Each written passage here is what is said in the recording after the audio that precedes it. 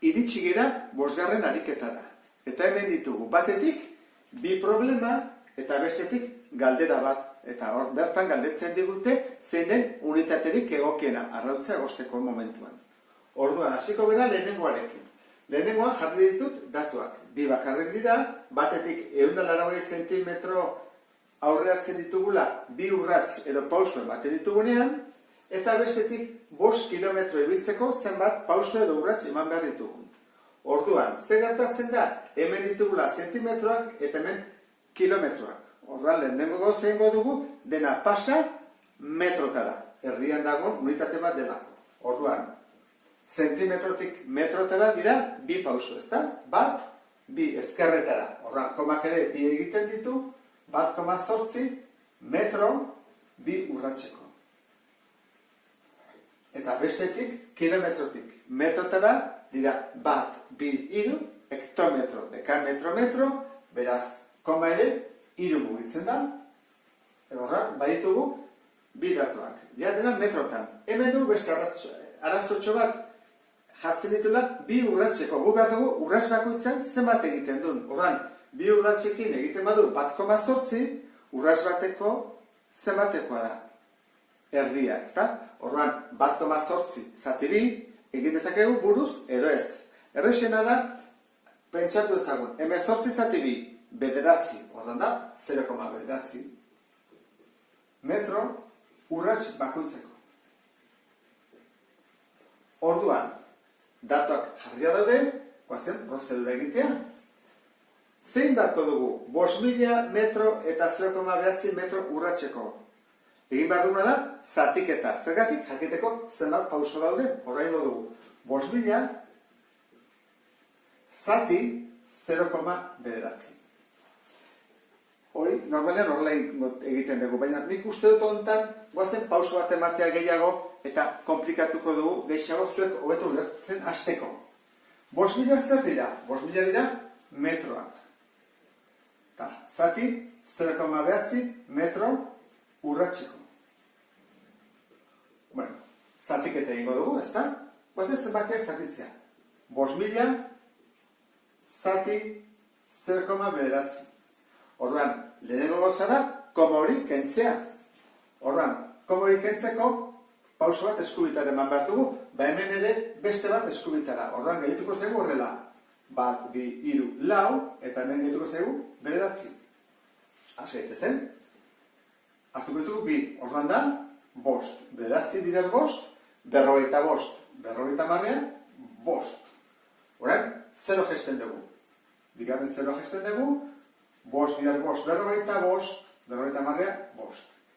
Beste 0 bat gesten dugu, hirugarrena, 5 bider 5, 45, 50 5.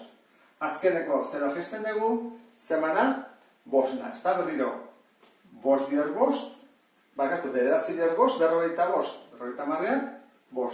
Ondarra 5. Horran atako zaigu, 5.555, koma zerbait. Bueno, koma 5. Arkikatu, ez da? Horrela da. Orduan, zer gertatzen da? Guk horren erantzun egin behar dugu. Zenbat pauso diran? Zenbat eman behar ditugu? 5.555, ala 5.556 iristeko.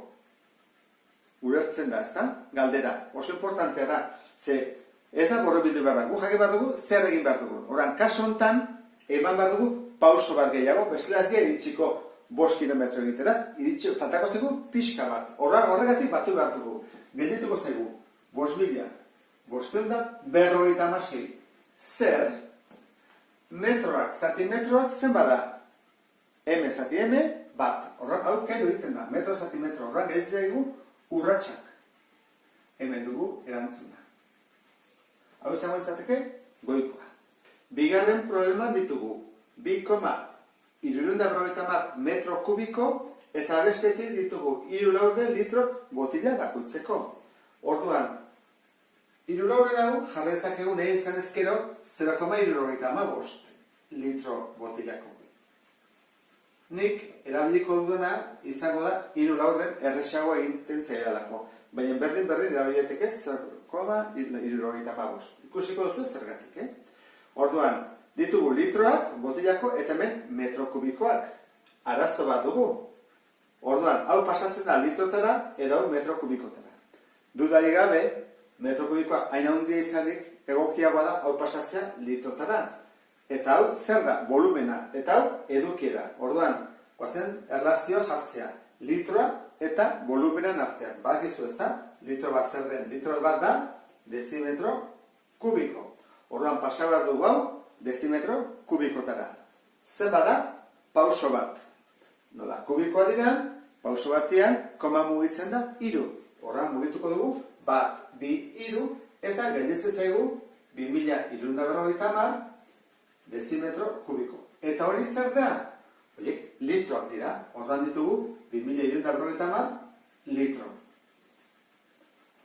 Orduan, datuak ja ondo ditugunean, goazen ikustea, prozedura zein den. Zer da, zatiketa, batuketa, biderketa, kaso honetan egin behar dugu. Kupelan dagoena, dauden litroak, zati, botilak kopurua jakiteko, 3 laurdenekin. Horra ingo dugu. 2350 litro, zati, 3 laurden, litro, botilako. Egin baldin bazen duten, 0,75, iten dugu zatiketa bat eta atertzen da. Baina nik uste dut horrela erresagoa dela.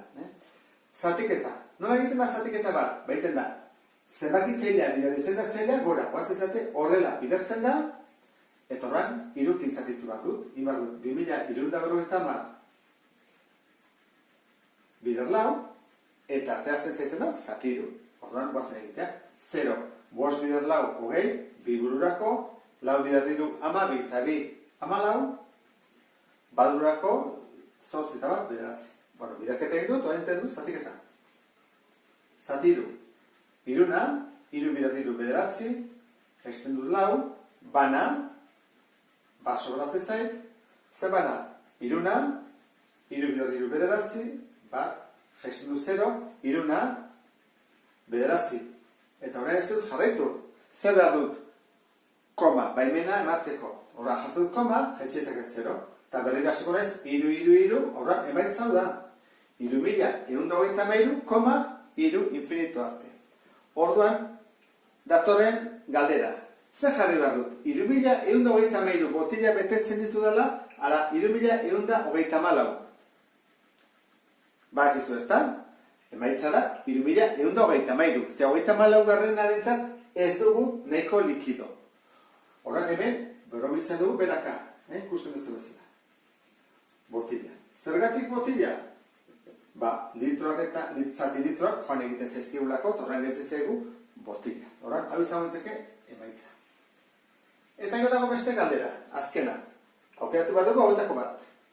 Nik pentsatzen dut, zuetako batek orduak jarri ditula, nik espero ezetz, baina uste dut matematik ingo zula. Arrauntza egosteko minutuak dira erabiltzen direnak, ez orduak. Orduan, hau izan zateke, emaitza zuzena, minutuak. Zergatik? Normalean, 6, 7, 8, segun zenbateko sua horrekin egosten delako eta arrautza fresko bat egosita gelditzen delako. Honekin ja bukatu dugu eta pentsatzen dut azterketarako eta prest egon zaitezketela ariketa ondo eta asko iten baituzte. Hurrengo arte!